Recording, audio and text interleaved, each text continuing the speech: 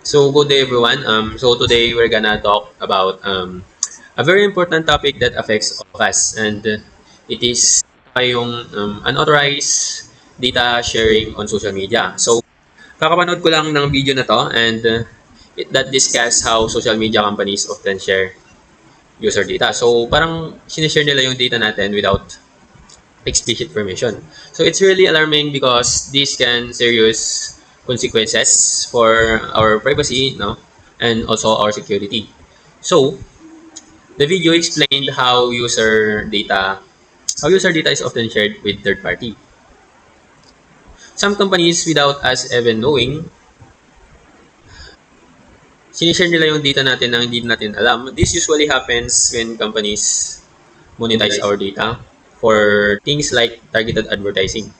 So, if example is nasa isang site kayo, then may nagpa-pop up na lang ng ng cookies ganun. Parang need nila yung information natin for that site. So, although you can deny it naman or parang hindi mo siya acceptin, pero yun, kung inaccept mo siya when companies monetize our data or that site monetize our data for things like targeted advertising and or even analytical or even political campaigns. So, for example na lang is they mentioned that the Cambridge Analytica scandal where millions of Facebook users this video mentioned that the analytical scandal Cambridge Analytical scandal where it is an issue before that a million of Facebook user data were harvested and used to influence elections without their consent. Sorry. So it was a huge wake up call. Parang ano, parang it's a wake up call about how our data can be misused. So, this is a major breach of trust. Parang nakakawala ng tiwala when we sign up for social media. Lalo na sa mga social media na hindi talaga kilala. Because when we sign up for social media, we trust these platforms to protect our personal information. But, ayun nga, may mga pa rin, hackers, mga injections. But unauthorized data sharing is clear a violation of the trust.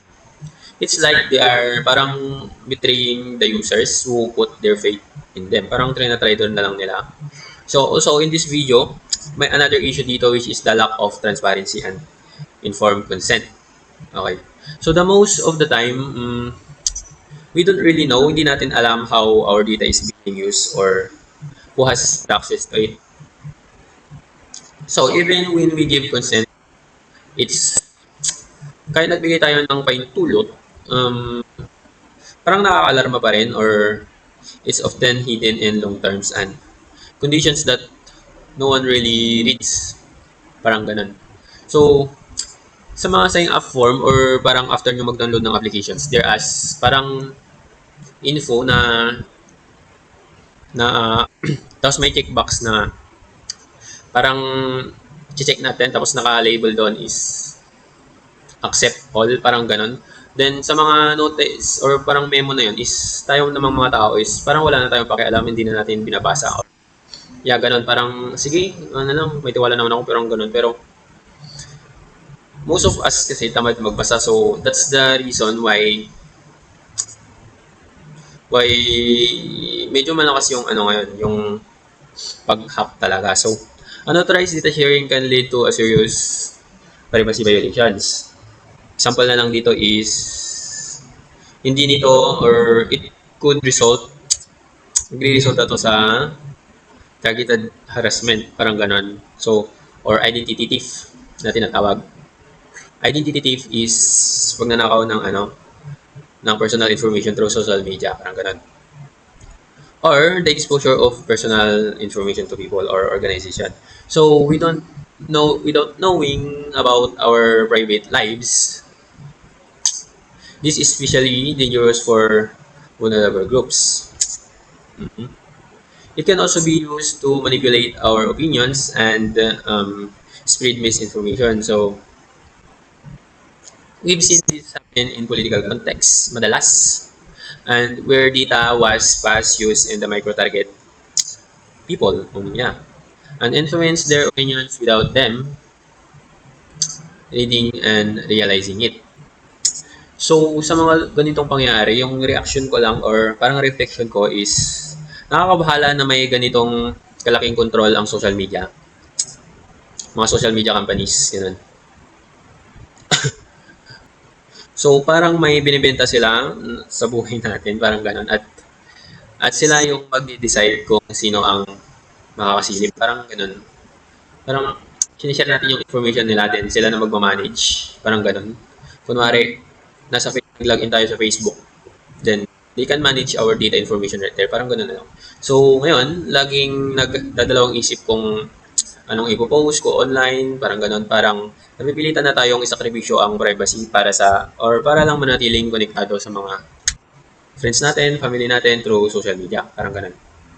Ang hirap, ang hirap ng ganitong karanasan. Parang, ganun. So, kailangan natin siguro ng mas mahigit na rules or batas ganun, sa protection. Okay. So, maging fully transparent din tayo tungkol sa paggamit ng data natin. So, ang GT, so let's talk about our control or user control over our own data. So, dapat may mas control ng users. Sa akin lang dapat may mas control ang users sa data natin, okay? Or sa data nila, parang ganun. Dapat magbigay ng maliwanag na options and social media platforms para i-OPT or one-time password out sa data sharing na binibigyan tayo ng kakayahan na i-delete ang data natin kahit kailan natin gusto. So, for the responsibilities naman siguro, so sa mga companies like Facebook, Meta, ganun, dapat may ethical responsibility din ang mga sila. Dapat may responsibilities din sila na dapat nilang unahin yung privacy ng users kaysa sa profit. Ganun. Then, iwasan ang mga deceptive practices na nag-aakid sa tao na mag-share ng data nang hindi nila napapansin. So, yun lang naman yung reflection ko. Siguro, sa conclusion, and my own conclusion, ganun, ang authorized or ang unauthorized data sharing ay isang seryosong issue na dapat nating pagtuunan ng pansin. So, in this kind of what do you call this, parang panahon or in this kind of generation, okay, para in this kind of generation, kailangan nating mag-ingat na talaga, lalo na napadami na. So, and itong panahon na rin na para mag-demand tayo ng mas maayos na protection at mas transparent na data.